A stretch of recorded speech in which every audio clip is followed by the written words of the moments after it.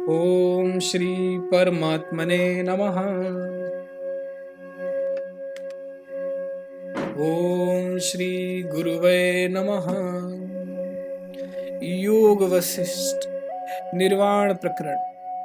श्री वशिष्ठ जी के द्वारा समता एवं समदर्शिता की भूरि भूरि प्रशंसा।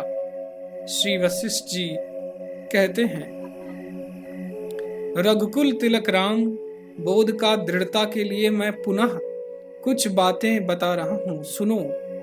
जो बात बार बार कही जाती है वह अज्ञानी के हृदय में निश्चय ही बैठ जाती है।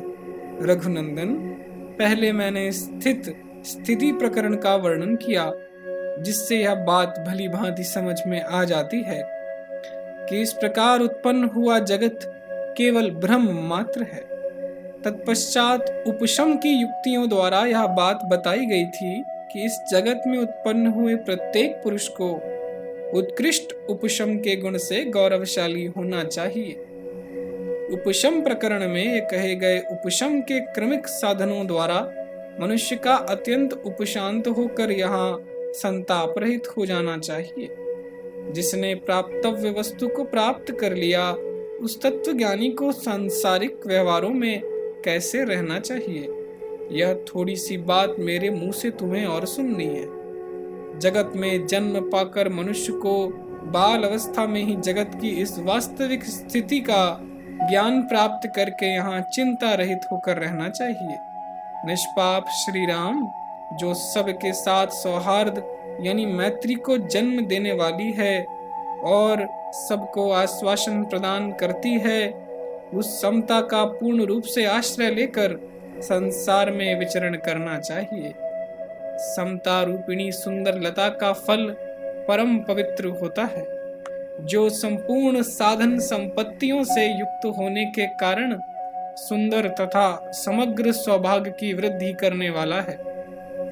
रघुनंदन, जिनकी समग्र चेष्टाएं समता के कारण सुंदर होती हैं तथा जो न्याय से प्राप्त वर्णाश्रम व्यवहार में लगे रहते हैं, उन महापुरुषों की सेवा में यह सारी सांसारिक विभूति सेविका की वहां की उपस्थित हो जाती है। समता से जो सारभूत अक्षय सुख प्राप्त होता है, वह ना तो राज्य से मिल सकता है और ना प्रेसी जनों के समागम से ही सुलभ हो सकता है।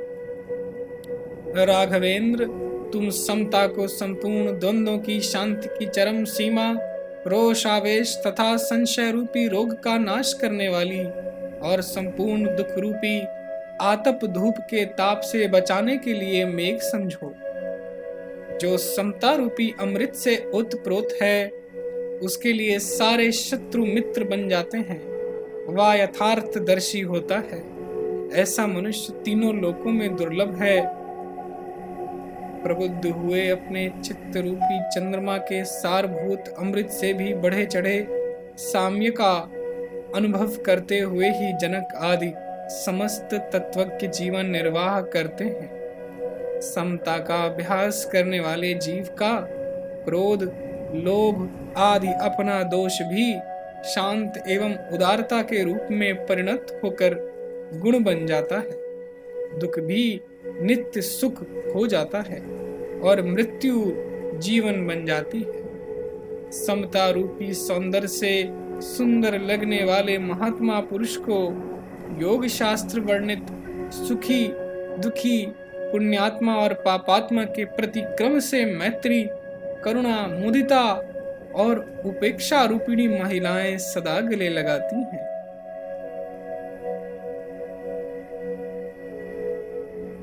उसके प्रति वे आसक्त सी रहती हैं। समता से युक्त पुरुष सदा अभ्युदयशील होता। समता युक्त पुरुष के चित्त में कभी चिंता का उदय नहीं होता तथा इस जगत में ऐसी कोई संपत्तियां नहीं जो समता संपन्न पुरुष को प्राप्त ना हुई हो।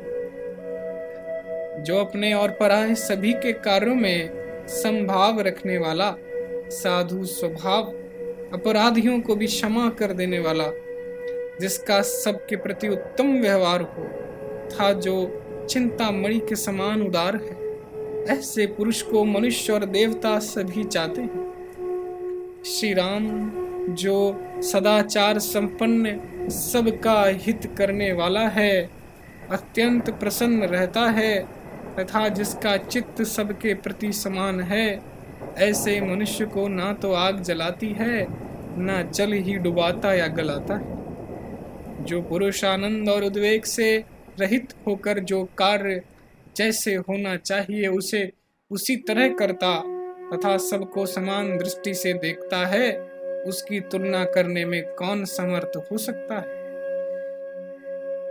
सदाचार संपन्न और सबका हित करने वाले तत्वज्ञ पुरुष पर मित्र, बंधु, शत्रु, राजा, व्यवहार परायण मनुष्य तथा बड़े बड़े बुद्धिमान लोग भी विश्वास करते हैं। तत्वज्ञान संपन्न समदर्शी पुरुष अपने न्याय प्राप्त स्वाभाविक कर्म की परंपराओं में लगे हुए ना तो अनिष्ट की प्राप्ति से भागते हैं और ना इष्ट की प्राप्ति से संतुष्ट ही होते हैं। समता से प्रसन्न चित्त वाले महात्मा पुरुष समस्त देवताओं द्वारा पूजे जाते हैं। समदर्शी पुरुष जो कुछ करता है, जो भोजन करता है, न्याय प्राप्त होने से जिस पर आक्रमण करता है और अनुचित जानकर जिसकी निंदा करता है, उसके उन सब कार्यों की सारी जनता सदा प्रशंसा करती है। समदर्शी पुरुष द्वारा किया गया कार्य शुभ दिखाई दे या अशुभ, देर से पूरा हुआ हो या आज ही तत्काल हो गया हो, उसे सब लोग उत्तम मानकर उसका अभिनंदन करते हैं। लगातार बड़े भयानक सुख दुख उपस्थित हों तो भी समदर्शी पुरुष उनसे थोड़ा सा भी उद्विग्न नहीं होते। राजा शिबी ने अपनी इस समदर्शिता के ही कारण शरण में आए हुए कबूतर की रक्षा के लिए प्रसन्न चित्त से अपना शरीर काटकर निकाला हुआ मांस दे दिया था। प्रिय रघुनंदन, समता युक्त हृदय वाले एक भूपाल यानी शिखिद्विज प्राणों से भी बढ़कर प्रियतमा भार्या को अपने सामने ही पर पुरुष के द्वारा आक्रांत हुई देख शुद्ध नहीं हुए थे।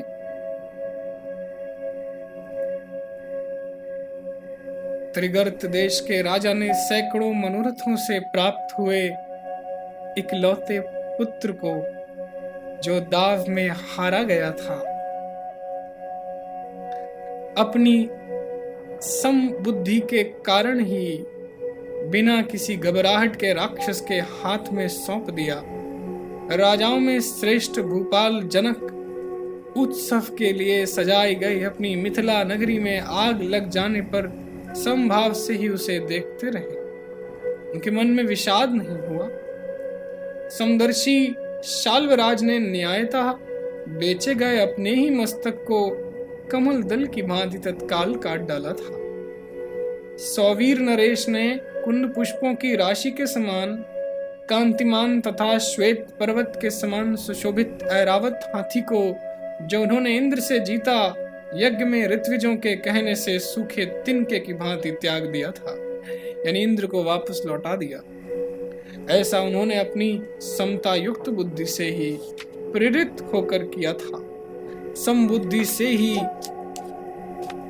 अपनी जीविका के लिए काम धंधा करने वाले कुंडप नामक एक चांडाल ने एक गौ को मजदूरी में लेने की शर्त ठहराकर एक ब्राह्मण की 5 गौओं को जो कीचड़ में फंस गई थीं निकाला और मजदूरी में मिली हुई उस एक गाय को पुष्कर तीर्थ में उसी ब्राह्मण के हाथों में दान कर दिया।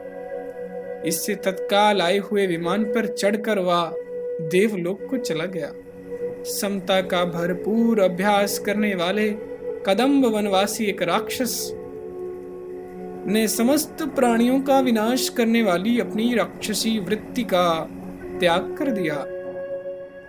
बाल चंद्रमा के समान सुंदर जड़ भरत ने अपनी समबुद्धिता के कारण ही भिक्षा में मिले हुए आग के अंगारे को गुड़ के लड्डू की भांति खा लिया था।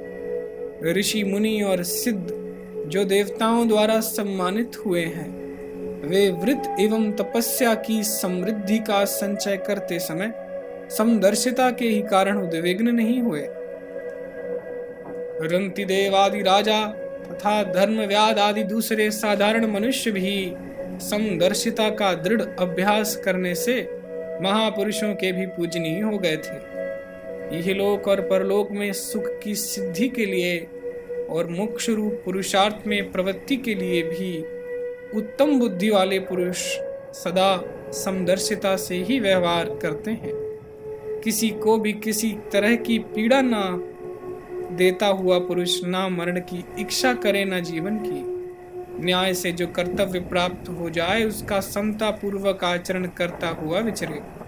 जो समतावश गुण और दोषों को एक साथ जानता, जिसकी दृष्टि में सुख दुख तथा छोटे बड़े समान है, जो मान और अपमान के एक सा समझता हो एवं प्राप्त व्यवहारों का भी सुचारू रूप से संपादन करके पवित्र हो गया है, समता से सुशोभित होने वाला वह पुरुष सर्वत्र निर्द्वंद भाव से विचरण करता है।